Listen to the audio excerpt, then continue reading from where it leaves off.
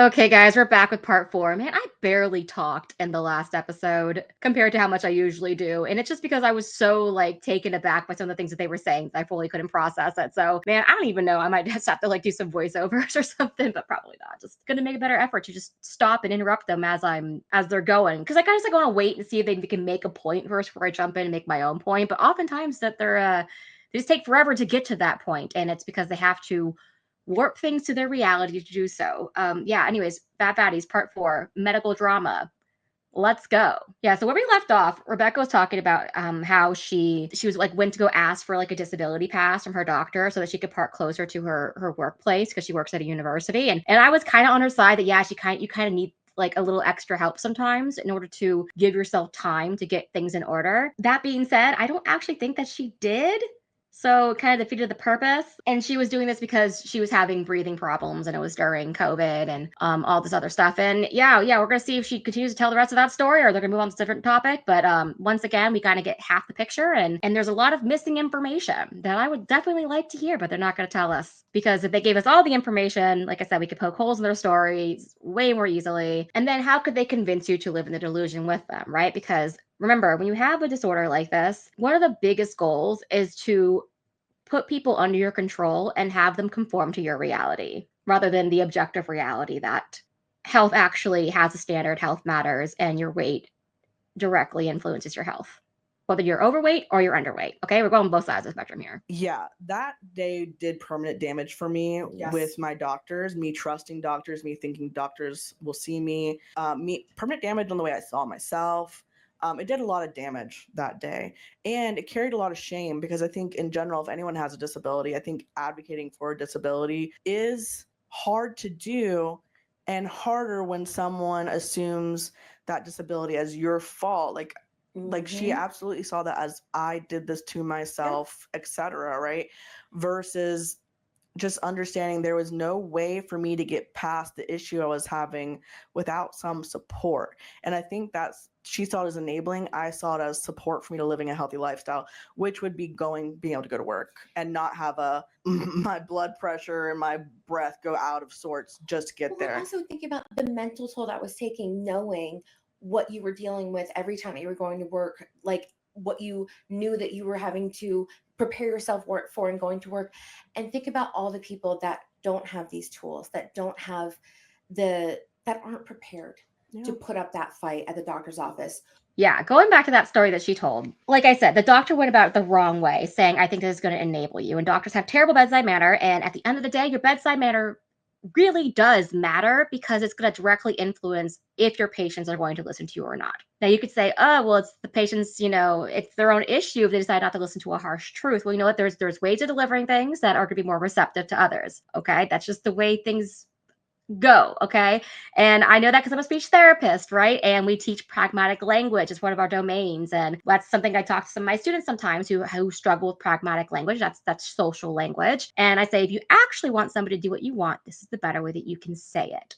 It definitely matters. And I feel like so many doctors need a class in bedside manner. What the doctor should have done is said, yeah, I can give you this pass. I understand you're really struggling right now. However, we also need to make a plan to make sure you do not get into the situation again. Because here's the thing, she might get that pass for work, but what if something happens where she has to walk a very long way and she wasn't expecting it, and then she passes out and she hurts herself because she couldn't breathe, okay? That pass is not solving her issue. It's a temporary solution to one part of the problem, which is just walking to work. And I definitely didn't agree with her doctor when she said, you should just get like weight loss surgery, because there is like a standard that you have to follow in the medical system for getting weight loss surgery. And I know for some of the friends I know who've had it done, like I had a friend in Australia who got like a lap band, and he said that he had to lose a certain amount of weight first before they would believe him that he could be consistent with his keeping his weight at a healthy level. And so he had to like basically prove himself first before they would give him the surgery, is what I mean. So yeah, while I can agree the doctor was not doing the best job possible here to actually get her help,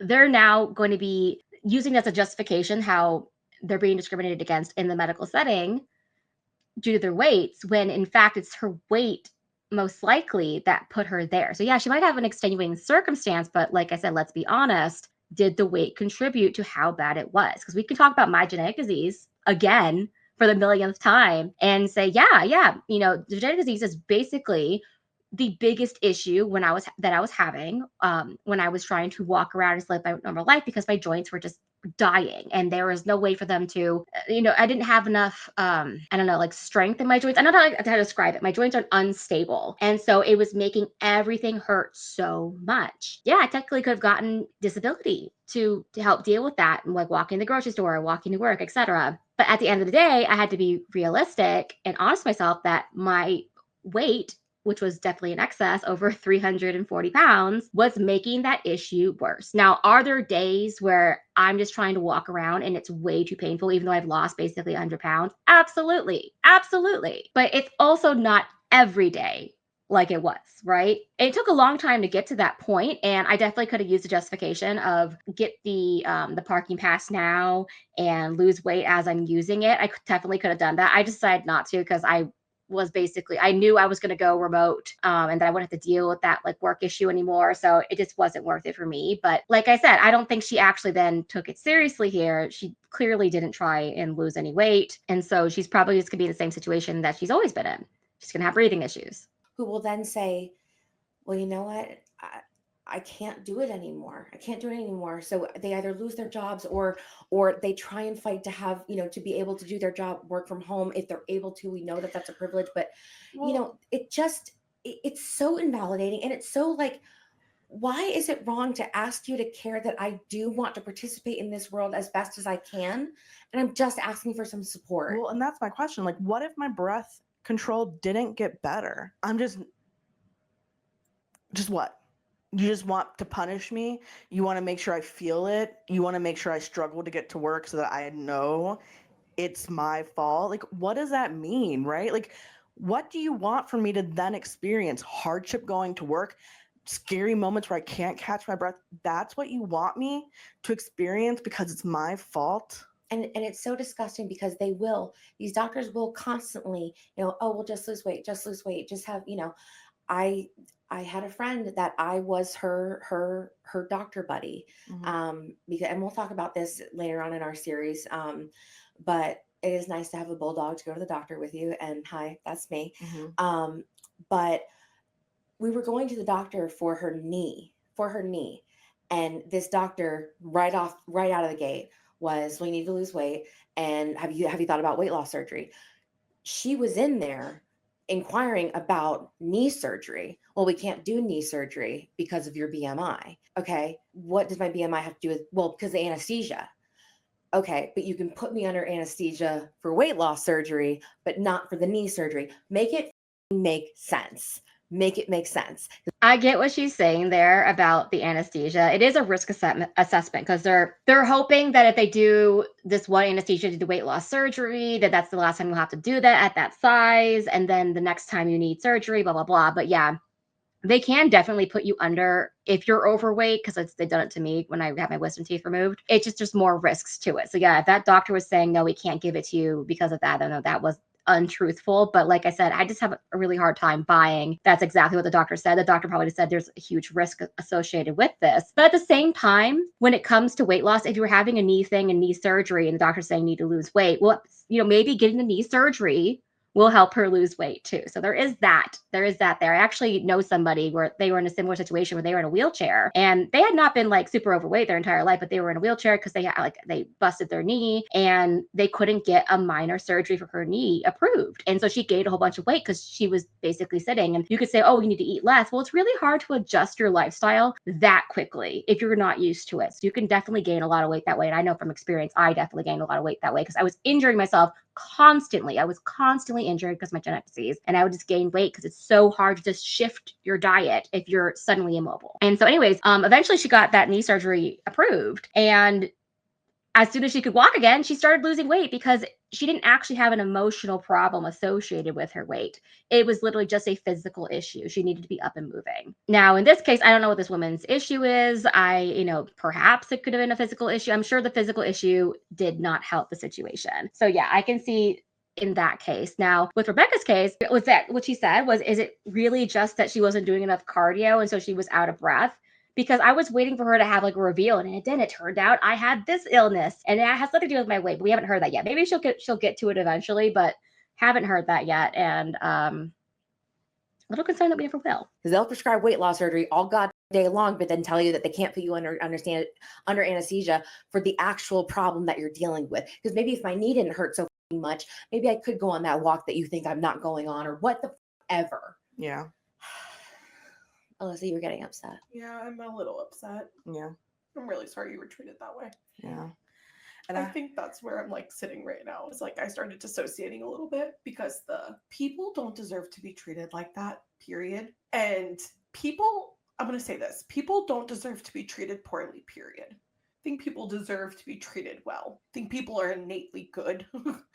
These doctors will do something harmful, and I understand they have intentions, and their intentions also matter, but you need to also have the intention of wanting to do good and like learn to do good for all of your patients. And I'm sitting here and I'm just like, how sad and impactful, and also like, we know what we're doing putting this out there, right? Mm-hmm. Like, I'm just like really sitting in the, I feel the quote unquote, you deserve to be attacked because of the body you're in. And it's harmful. It's hurtful. Yeah. It's hurtful. Yeah. That's a kind of a leap. You deserve to be attacked because of the body that you're in. The doctor didn't attack them. The doctor was just kind of like not good at talking, but it wasn't really an attack. This goes back to, just so much with the whole words are violence thing, right? If somebody's giving you a criticism, if somebody is judging you, or somebody is like judging, that sounds harsh, but it's still like just a regular judgment. If someone's giving you a criticism, that's an attack. It doesn't look like an attack to me. That's just a criticism. That's feedback. Now, if she said, I think you're lazy because you haven't lost weight, that's an attack. Now, I'm not saying that. I'm saying that's what an attack would look like. But saying you need to lose weight in itself is not an attack, no matter how rude she says it or like how you interpreted her tone, unless she actually said additional words to it. And then it's only a verbal attack. And guess what? It's only words. And those words bother you. If you're triggered by words, you need to think about why that is. I had this conversation with Alex actually very recently about people who have certain addictions to certain things. And you can always tell when it's an addiction and not just a regular use of something because of how triggered they get over it. So if you're criticizing a certain substance or something and they just get so out of shape out of it, that's like a red flag. That's a red flag there, because somebody who's normal might be like, well, I mean, I like it, but I don't think it's that big of a deal. There's a difference between that and then like losing your SHIT. Okay. So if you're getting this worked up over it, you really need to think about it. Is it an attack, or are you just overreacting? Now, we can all agree that really terrible medical care exists. We can all agree that doctors have terrible bedside manner, but you lived through it. Right? You lived through it. You found another doctor. And do you still have breathing issues? I don't know. I thought it was interesting too, like how emotional the other girl was getting when she was like, I'm dissociating a little bit. And it's like, that's also a red flag. Why are you dissociating? Like, I know I come off so mean right now, but let's think about that for a second, because I think if you're dissociating from reality, from yourself, it's like clearly like you're struggling with reality in general. And I guess it must be very difficult to hear that you're unhealthy if you're overweight, but causing a dissociation because of that story about her having to live that experience of being like, yeah, your weight is likely causing this issue. Like I said, you should not be that triggered over it. I mean, how many times I say it? Red flag. And she wanted you to feel shame. Good. Yeah, it's not for own good, because you know what happened? I hid that from everybody in my life except for a couple friends. Yeah. At that point in time, Allie knew me. I think I actually told you about this doctor visit in a dinner. I told a couple friends. I only told my fat friends. Hid it from my thin friends. Hid it from my family. They probably never knew I had a disability tag for a little bit. And at work, I would park and make sure no one I knew could see me before I walked out of that space. Bubble of shame. No, she weaponized shame against you. Yeah. She weaponized it. And that does some like really internalized. I'm sorry, what? Weaponized shame? I mean, you could just say she shamed you.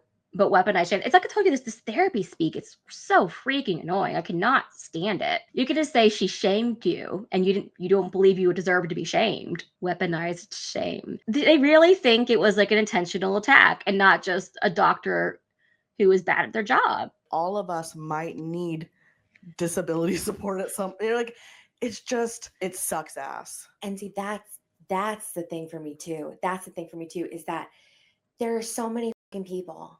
There are so many fucking people that will come for us online and point at us and all this shit, but nobody's immune from a disability, whether you're born with it or you, I mean, this is very morbid, but you could get in a car crash tomorrow. You don't know. You are not guaranteed the life that you're living right now, every day, every second. It's true. Okay. And as somebody with a disability that I was born with, yeah, you know, you never know when it's going to affect you like that. But at the same time, woman, what was her disability? Her disability was that she was significantly overweight and she couldn't breathe. And she's like, yeah, people are going to weaponize against me on the internet. I was like, because you didn't finish your story. Like, why are you having breathing issues? Let's keep going. We're trying to make it through this. It's really starting to frustrate me because I hate how much they want to conflate disability with being overweight. And as somebody who has both those things, one definitely affects the other. It makes it worse. I don't know how many times I can say it. It makes it worse. So to treat people as disposable and as a punching bag for your insecurities is just the most disgusting, honestly lazy behavior. And again, I am looking at you, YouTube reaction content people.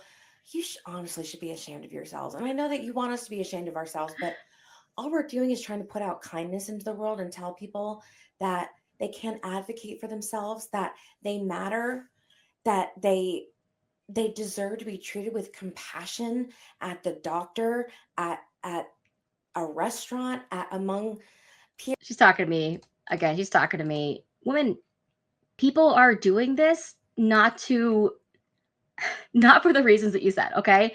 It's because you're lying. You're lying about health. You're encouraging unhealthy behaviors. You're making it worse for so many people out there who need to lose weight in order to be healthy. Now, you can be mad at the whole YouTube reaction thing, so then get off YouTube. Just get off of it. Stop doing your podcast. There's no safe space on the internet. And just to assume that people are doing this based on their own insecurities, once again, like, I mean, that's projection. That is projection. People like me are doing things like this, like making this reaction video to show how your logic does not hold up. We're pushing back against the dangerous rhetoric that you're putting out there. More people are obese today than ever. It's getting so bad. It's getting so bad. I mean, we're trying to change things, right? We're trying to like spread awareness on how you can lose weight in a healthy way. We're trying to change the food supply in order to make sure that our food stop poisoning us. But it certainly doesn't help when you have people like this who are insisting that you don't need to lose weight at all. Peers, among enemies, among who the ever, everybody deserves a little empathy. Okay. So what about the people that you're harming with your toxic ritualistic enforcement? Do you have empathy for them? Or does trying to make them live in your reality with you and your delusion with your poor health and keeping them there with you, is that empathy? Is that empathy? Because I don't think you care about them at all if you're just going to make sure that they also stay unhealthy with you. Do you have empathy for me and me being somebody who's actually disabled? I don't think you do. I really don't think you do, because I'm criticizing you right now. I don't think you have any empathy at all. I had somebody in my comments, and please, I don't want to call you out or anything, because you're a very wonderful person. But she said, oh, I can tell people are nice and well-intentioned. They're really not. They really, really are not nice and well-intentioned. They are having these conversations in order to reinforce their delusion, in order to keep doing what they're doing, which is unhealthy behaviors. And they want to make sure that you are in the delusion with them. Because if you can get out of the delusion, or you can lose weight and you can show it can be done in a healthy way, then it completely shatters their reality. And so therefore they have to completely try and redo reality, reframe everything to their own point of view and make sure that you're in there with them. They're controlling you in order to reinforce it. Because if you can get out, that means that they can get out, and then they'll actually have to put work towards it. And then they'll realize, oh, I actually have a lot of things I'm struggling with. Maybe I'm not as mentally healthy as I thought I was. Maybe I have a bunch of physical realities I haven't wanted to face because of my weight. And they can continue to not face those things if they can convince you to tell them that they're okay. We do need to wrap this up, but it just shows there's so much this conversation, because we haven't even gotten to so much we want to talk about. But when I think about this episode, one of the things I want to emphasize as we talk about health in different ways over the course of this year, however many episodes we end up doing on the series, is there is no one right way to do health. there's no one right way to think about your body. You could feel good one day and the next day get back into that shameful spiral or be fearful of the future. You can make choices out of fear for your health that are okay. We are navigating life as best as we can with the information we have. And there are... But you're really not.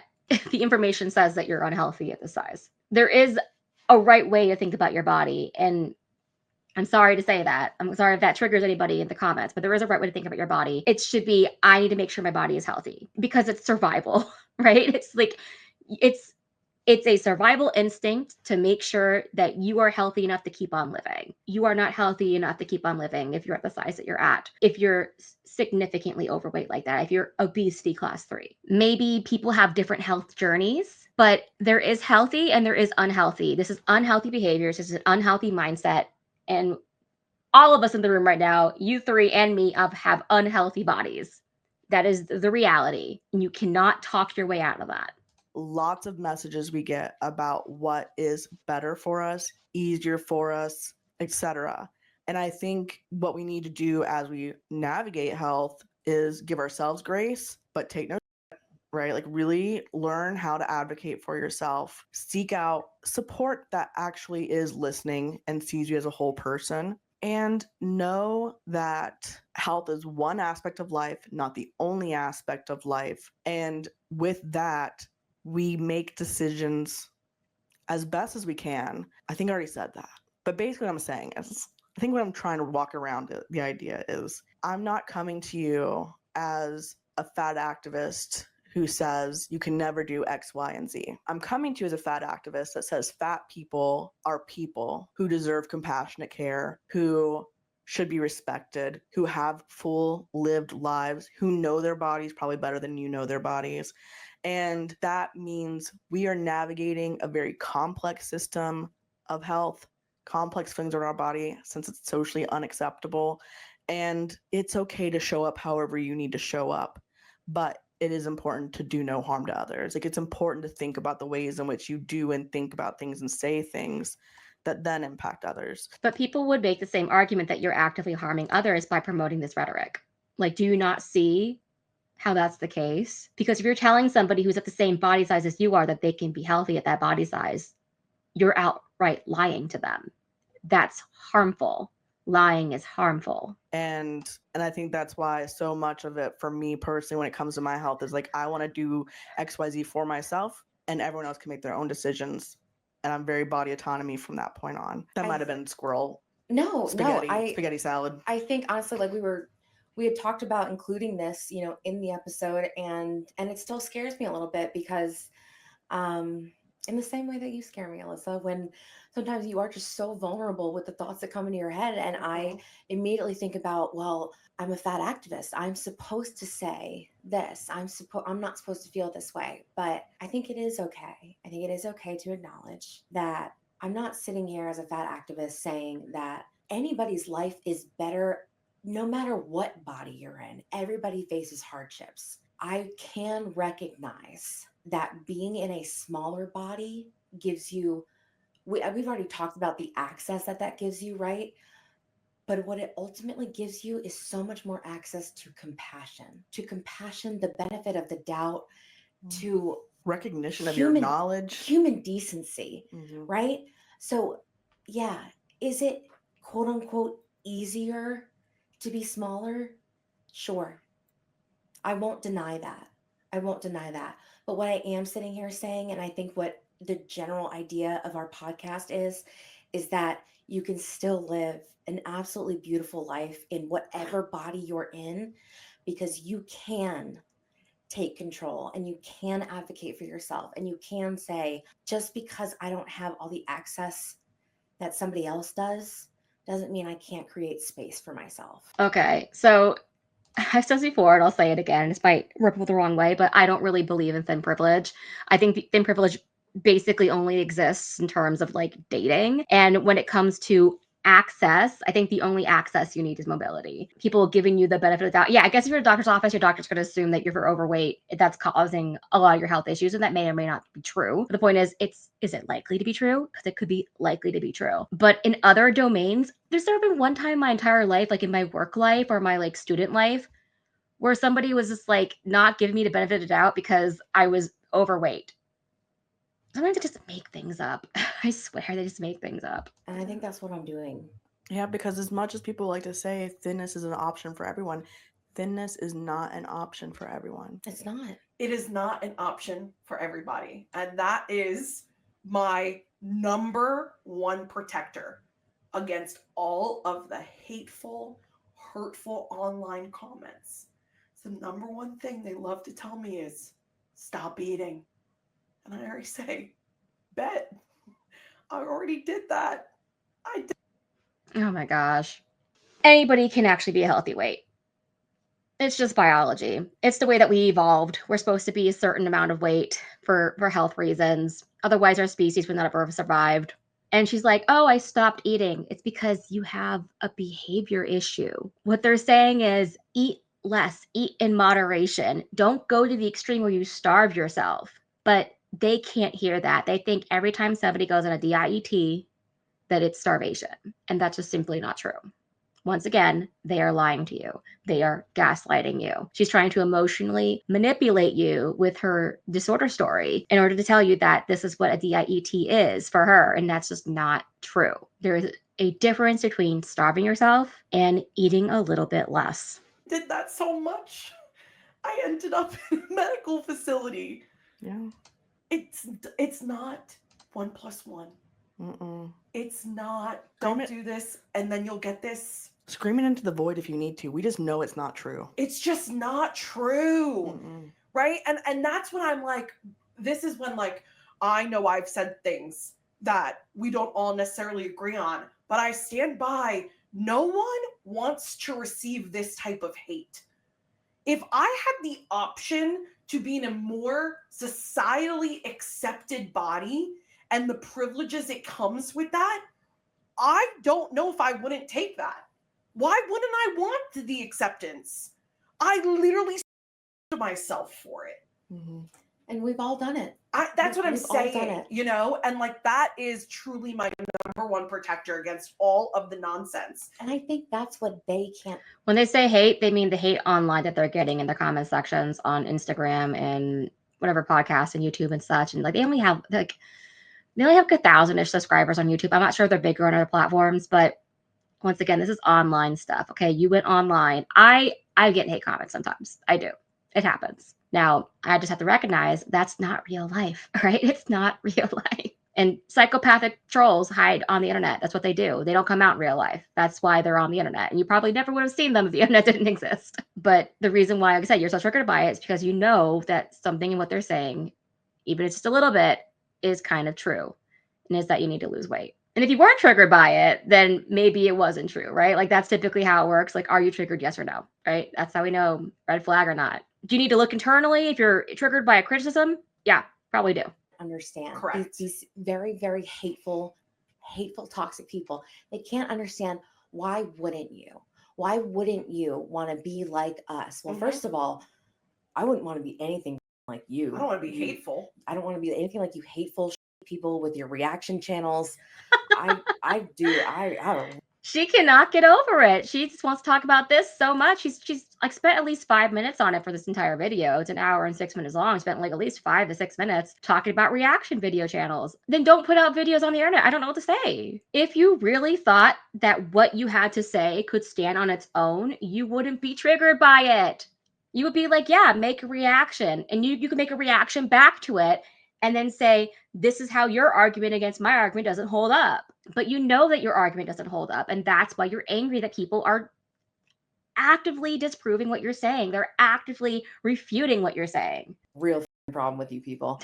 I do. Clearly. Clearly. One guy in particular with a very mustache. I think I know what it is. Anyway, Anyway. sir, if you're going to talk about her, she can talk about you. I mean, honestly, like you have such. And he's probably not triggered by it. He probably doesn't care. He's probably going to watch this episode too. He probably has already. I don't know. I think I know. I think she's probably talking to the cynical dude or whatever. I'm just thinking of mustaches. But yeah, he probably doesn't care because he knows that what he has to say likely holds up. I mean, I haven't watched the video if he like which ones he's done of you guys, but it probably holds up to some degree. And if he has things that you think don't hold up, you could refute him. Pull up his video and react to it. Such an issue with fat people, but do you realize that you sit and watch videos of fat people all day, every day, and talk about fat people? Like, I think maybe you should talk to somebody and like not yourself on a microphone. And when she says somebody, she means a licensed mental health professional, because what you're doing, not normal. It's weird, man. It's weird. You know what I think is weird? I think sitting around a room and toxically reinforcing your guys' behaviors, that's weird.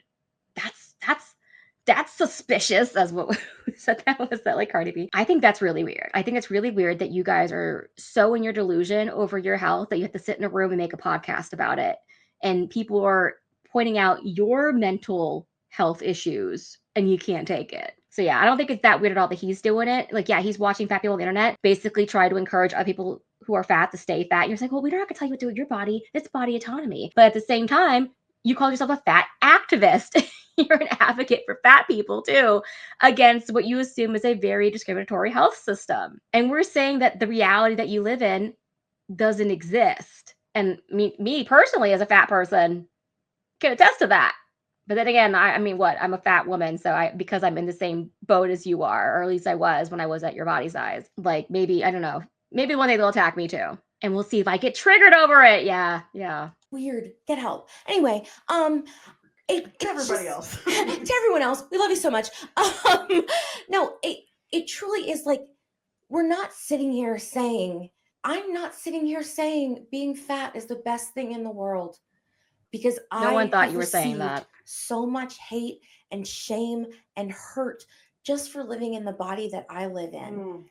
But I have done everything I can possibly think of to change this body other than medical intervention.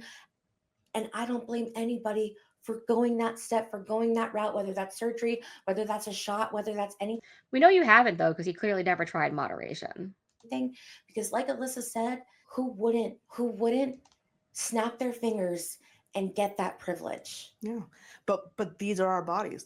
We are living in our bodies, and we are allowed to protect and advocate for these bodies. Yes. And that's all we're doing here, is telling you how to show up and show up for yourself and live a beautiful life in the body that you're in. Why are you trying to convince him? You're never going to convince him. This is what I talked about. Like, they're just trying to like reframe reality in order to control people, and they can't control this guy. So, and all the other reaction videos, I guess, the ones that I'm doing, they probably don't even know who I am. And yeah, because they can't control this guy, they're getting worked up all over it. If it truly didn't matter, you wouldn't even be talking about it. Like I said, you would let your words stand on their own. They clearly can't. She's now been talking on for about 10 minutes. Yeah. And you don't, like Laura Adlington said, you don't have to live small because you live in a bigger body. Yeah, I really think that. I really think it's about pressing against those limiting beliefs that you deserve the worst health care. You deserve any of that. It's just not the case. Nobody said you deserve it. You're making up those words. And I hope as we explore these health topics that you let us know which ones you are personally struggling with. I know that at some point we'd love to hear y'all's stories and what kind of medical things you want for yourselves, but maybe it feels like a prevented to access it, because this is complicated and shame makes us not talk about it with others. And it's just time to be like, I get to see the table. I get to see the table. I get to talk about this, and I get to talk about it with my doctors. I get to talk about it with strangers. I get to talk about it with mustachioed assholes. I get to talk about it to anyone I please, right? And that's because it's important to me. So I'm allowed to make it important and demand it to be important to others, especially the ones that we pay to kind of give us medical care. And what we've done here, with what Rebecca said, we deserve a seat at the table. That's what we're doing here, is we've built the table, along with every other fat activist, along with every other person who's willing to stand up and say, I deserve better. We're building a table, all of us. And I know it sounds like we're like really letting the trolls win, but I just already know they're like, yeah, I bet you're building that table. And you know what? If it's a buffet with lots of options on it, we love that for us. Because you know what? We have no shame about going back for seconds at that table while y'all are sitting there like, oh, I don't know, maybe I can't. How sad for you. And some of us are working through that shame. Sorry, babe. Oh, okay, shit. Queen. And on that note, we're fat. We're fab. And we are friends. And we'll see you guys next time. Bye. Okay, guys. Oh, that was the end of the video. Woo. Okay. Well, clearly they haven't worked through their issues yet. We could all see that. They're extremely triggered by the reaction videos. But like I said, you're on the internet. There is no safe space. You might have built your own table, but your table is still on the internet. You might want to demand a seat at the table of whatever, but then you're like, you can't come to our table. You can't sit with us. Right? Oh, it's so interesting to me how they're so triggered by, like I said, I think it's the cynical dude. Is that what his YouTube channel is? I mean, I'm assuming that's him that they're talking about because that's the only person I can think of with a mustache. But somebody else that you guys are aware of, please let me know down below. I think it can be a little annoying when people who have never been significantly overweight are talking about this issue. I mean, everybody can point out the flaws of their logic, but like I've literally lived it. And so it's like I feel like I could see it way more easily. I think Alex is really good at seeing it from the behavior side of things, but I could just do it from the medical side of things. So I've had so many medical issues, both related and not related to my weight, that I know the medical system inside and out. And yeah, I'm going to reiterate it one more time. If you're getting significantly triggered over somebody criticizing you, that's a red flag to look internally. Okay. And with that, I'll talk to you guys later. Have a good evening. Bye.